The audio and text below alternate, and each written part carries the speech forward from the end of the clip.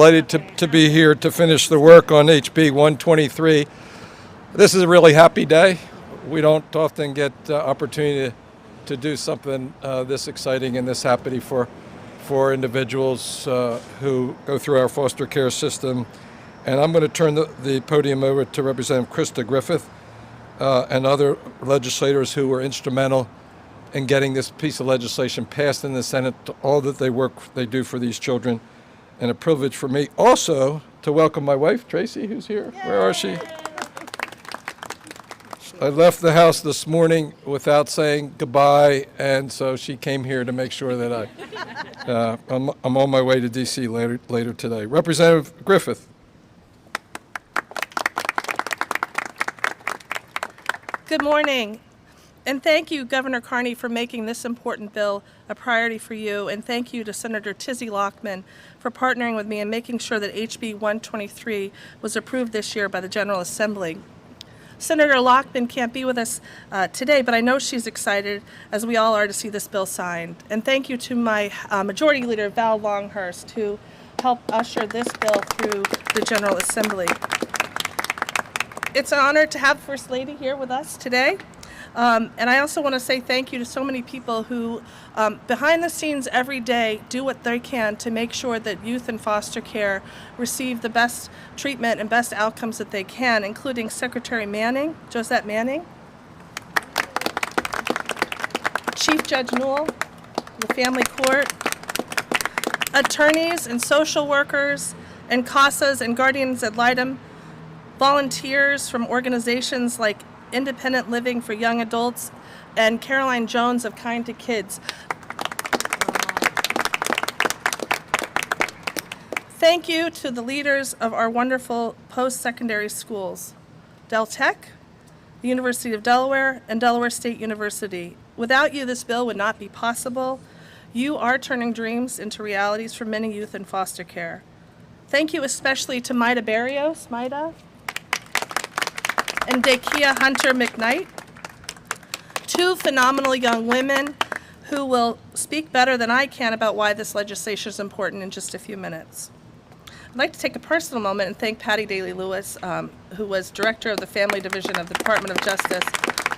15 years ago, she said to me, Krista, come with me, we're going over to a child dependency and neglect hearing. I want you to work in this field. And I said, what? What is that? But you never, if you know Patty, you know you never say no to Patty. So I said yes, and what it instilled in me was a belief that we need to do everything that we can to make sure all children have the ability to thrive. And I think for all of us, the scariest day, and when you handle cases of child neglect and dependency, the scariest day is often when that child turns 18. Now that should be the happiest day for someone. The independence that he or she is going to be able to achieve, the dreams that they're going to be able to follow, seeing them thrive, be independent, be happy.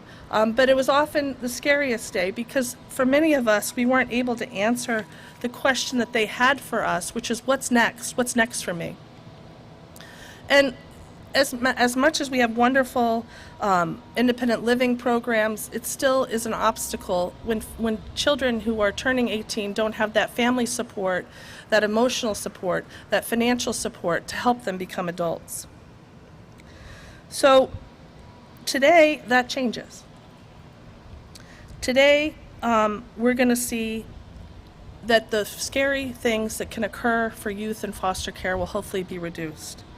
Facts bear out that for many, transitioning to adulthood in foster care is so difficult. It's scary for these young adults because they lack the support that individuals have. The result of that can be homelessness, human trafficking, high pregnancy rates, difficulty getting a job, and criminal activity. For those youth in care who defy the statistics and get accepted to college, they then face the difficult decision of how to pay for that school. They have some resources available to them, including the Chafee education and training vouchers, as well as small state-funded scholarship reserved for youth who have experienced foster care. But ultimately, these young adults often have to decide whether their dream is worth taking on large amounts of student loan debt. And once these young adults are on campus, they often struggle with housing and food insecurity when they should be focusing on their studies. Today we change this. Today Governor Carney will be signing HB 123, which will provide a tuition waiver for students aging out of foster care who get accepted to UD, DSU, or Del Tech. Not only that, thank you. Not only that, it will require the institutions that provide on-campus housing to ensure that these young adults have access to housing year-round and food support.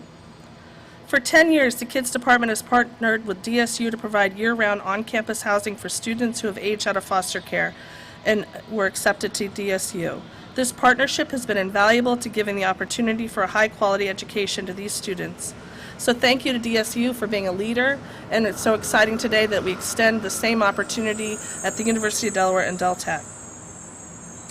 So with the signing of this bill today, many young adults in Delaware will be able to do more than just dream, but learn and do. Whether it's engineering at the University of Delaware, business management at the University at Delaware State University, or nursing at Del Tech. Between 10 to 20 youth will be eligible for this program, and we can only hope that that number will grow. It's now my honor to introduce our Majority Leader, Representative Val Longhurst. Thank you. I'm short. Today's a great day. Today, foster children all across Delaware will know that Delaware is going to invest in them and that they are important to us. This has been a long journey to get here, and I want to thank Krista Griffith for her dedication and commitment to making sure that this bill gets through and working it as well as she did with all the people that supported her. So, Krista, thank you so much for your hard work on this. You're going to change a lot of lives. I would love to, another person I really need to point out is Carolyn from Kinda Kids. Every year she comes down to Legislative Hall and she asks for money for children to go to college, her foster children to go to college. And every year we fight to get that money, and we're challenged every year. But I want to thank you for your continued support and your fight and never giving up for your kids. Not going to spend a lot of time here because I need you to listen to some of the stories of why this bill is so important. And we have two people who are going to speak on that behalf, and you need to hear their stories, and you need to understand how important it is that we do fund this and that this bill does get signed and that our governor is taking this as a priority in his legislative agenda. So I have the honor, the great honor, to introduce Dakia Hunter McKnight. Give her a big round of applause.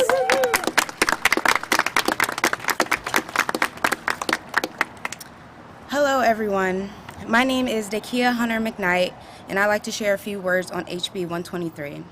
First, I want to thank Representative Griffith for being the primary sponsor of this bill, and the many other legislators who supported the bill and the reason why we are standing here today.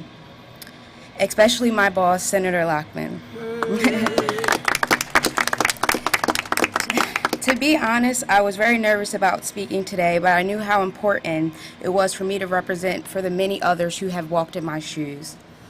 I remember sitting in one of my college courses and hearing a quote that stated, "Less than 3% of youth who age out of the foster care system will graduate from college."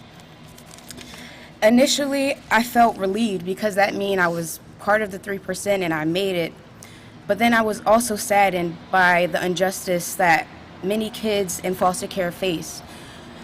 They should not be denied the access to free education or the many possibilities that come with going to college. When you age out of foster care, you're facing so many unknowns, and it can be very scary to go out into the world by yourself. With this bill, students can focus more on education without the added stress of student loans.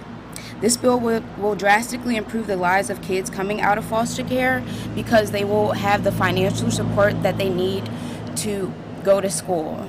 They can focus on things like sports and traveling, doing study abroad, and other things like that instead of having to work multiple jobs, which I had to do, to make it through school. People in foster care often lack financial and emotional support from their parents and relatives. However, I found that support through my professors, and it's the reason why I have my job that I have today. I'm so thankful for the many professors who worked professors, teachers, coaches who worked in my life and really supported me. I think without them, I would not be here today. School has always been my escape from the harsh realities of life, and I'm so glad that we have this bill. I think it will really impact others like me. Thank you so much for your time.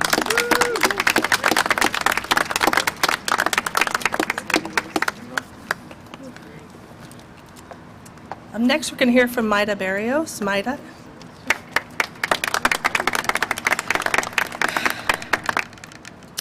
I don't even know where to start. I remember a couple years ago when I was president of the Youth Advisory Council, and we were sitting at a meeting just trying to figure out how to make foster care better, because we all know the harsh reality of it. And although it's supposed to be good and it's supposed to be beneficial to children who can't be at home, it's not. It's not beneficial. I remember us coming together and saying that we need something for college. So many of us are aging out and we're going to college without the funds and having to take out loans and having to, like she said, do multiple jobs just to pay for different things, to pay for the bills. We're all alone. We have to pay all the bills ourselves. We have to pay for the food we eat. We have to pay for everything. And doing that alone was a challenge. And so I remember sitting at YAC saying we need to find a solution. At the time, Del State was the only one that provided foster youth housing for all 4 years, and we knew that we deserved better. I have to give a shout out to my vice president at the time, Rashawn King, who unfortunately couldn't make it. But we made it to go past the Youth Advisory Council, to take it beyond that, to take it to the governor's office, and to take it so that it's now a bill that the future can benefit from. Although I'm graduating this year, I am so happy that there's so many youth behind me that are going to be able to benefit from this. I'm graduating with scholarships that I had to endless nights cry for and work hard for and write long essays about why I deserved it. Simply because of all the things that I went through in life, I felt like I didn't deserve anything. Just recently this summer, I actually had no money to pay for my summer classes because I was behind a whole semester and I had no idea. But I had to figure out, how am I going to pay over $6,000 to pay for these summer courses so I can graduate in May of 2022 with my bachelor's in social work so that I can make the system better. And I had to look and look and look and look for scholarships, and one that was just made the month before I needed this scholarship was available. And I applied, and by the grace of God, I was given that scholarship to pay for my summer classes. If it wasn't for that scholarship, I wouldn't be graduating in May of 2022. So thank you to the representatives who pushed this beyond the Youth Advisory Council and made it a bill today so that the future generation of foster youth who are experiencing the hardships of foster care can experience what college is and experience getting a higher education so that they can be set up for success. Thank you so much.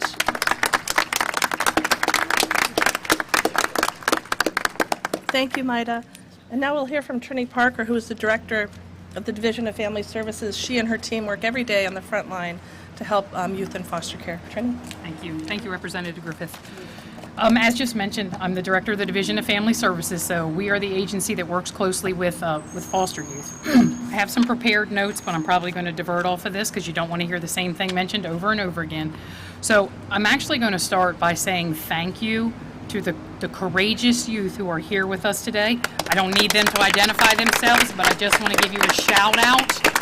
Thank you for being here. Thank you for being a part of this journey with us. For many of you, just last night we had our Youth Advisory Council meeting that was attended by a whole bunch of youth.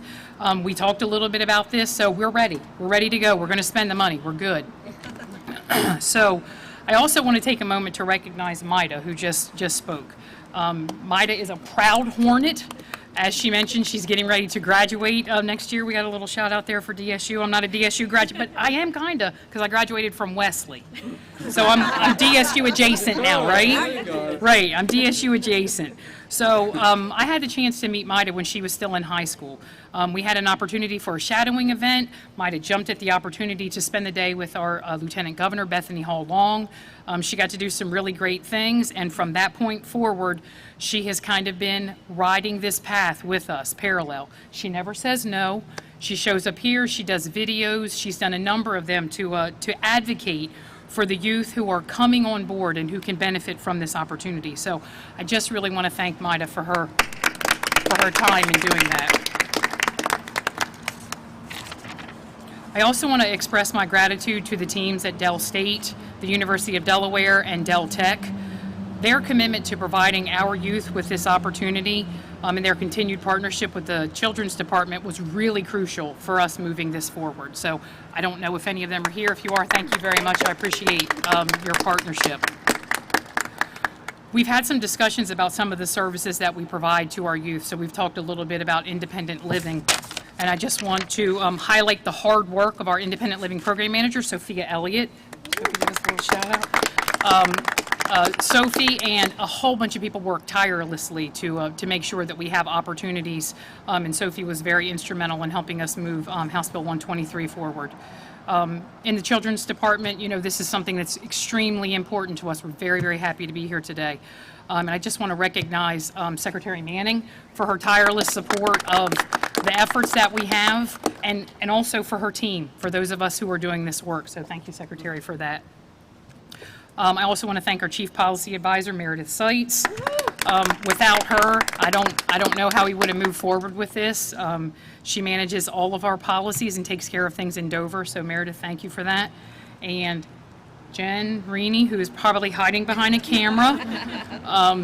Jen is our Community Relations Coordinator and makes sure that she highlights all of the great work that we are doing. So Jen, thank you very much for your commitment. So if any of you out there are interested, there will be information about this process available on our website, which is kids.delaware.gov. So please take the time to go there and check that out, including our youth, so that they can make sure they can take advantage of this opportunity.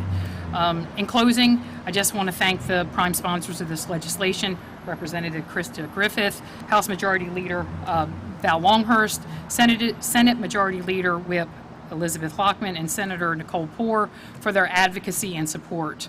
And finally, thank you, Governor Carney, for making this a reality today. Thank you all for joining us. Thank you, and last but certainly not least, Chief Judge Newell, phenomenal leader of the Family Court of the State of Delaware, who oversees these cases every day. Judge Newell? A little Chevy Chase there as I came up to the podium. Good morning. What a beautiful day it is, but also what a significant day this is in the state of Delaware. You know, in sports they call it a game changer, and this legislation clearly is a game changer. And I want to thank Representative Griffith, Representative Longhurst, Senators Lockman and Poore for their leadership on this. You know, as a father of 4 boys, I've said this, perhaps it's trite, but I think the best thing we can give our children is an education. Representative Griffith mentioned about, you know, the most exciting day should be when a youth turns 18. And for us in our foster care, our child welfare program, when we hear these cases, you know, that's when they age out. And I have to tell you that in my heart, you always wonder what's going to happen to that youth and what the support is beyond that. Yes, we have extended jurisdiction, but we don't have what we have when the governor signs this bill, which is going to provide a future for so many youth that are deserving of this. A few years ago, Carolyn Jones asked me to do an introduction of a young man who was getting the Rising Star Award. This young man graduated from high school with a 3.8, wanted to go and study and be a biogeneticist. He just aged out of our extended jurisdiction. He changed his major, but he was a student at the University of Delaware. And you know, the hearings that we had to make sure that he had the finances in order, scrambling to get his tuition paid, looking from sources to get, you know, to help him. And then, of course, where's he going to live, and how's he going to pay for his meals? And this bill, and as I asked Representative Griffith this morning about the room and board provision, and I'm told that this is the only legislation in the country that will provide not only the tuition but the room and board, and that is so significant. So I can speak on behalf of all the judges in our court that we welcome this. This is a great day for the state of Delaware. It's a great day for the foster care system. You know, our partners, DFS, Division of Family Services, the Office of Child Advocate, They were recently able to steal Antonisha Busby, who was an independent living services worker, and now she's going to be the youth transition coordinator. This is going to add to their repertoire in terms of assisting our youth in the state. So the governor asked me to wrap up. That also means keep it short, and that's what I'm going to do and turn it back to the governor for the signing. So, but thank you for all the leadership here. I do appreciate it. Great day for Delaware.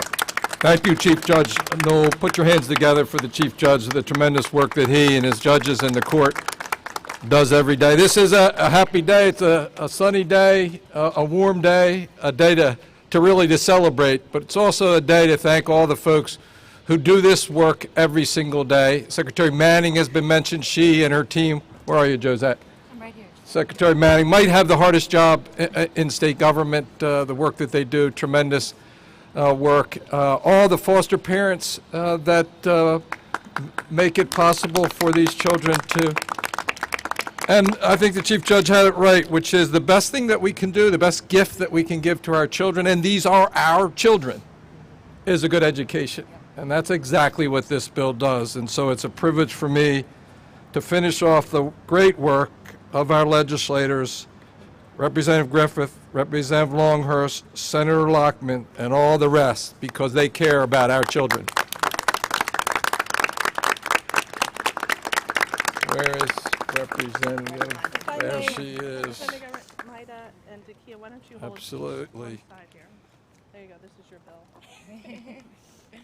And how about Maida and Lakia? Were they unbelievable? Put your hands together. They were the stars of this show.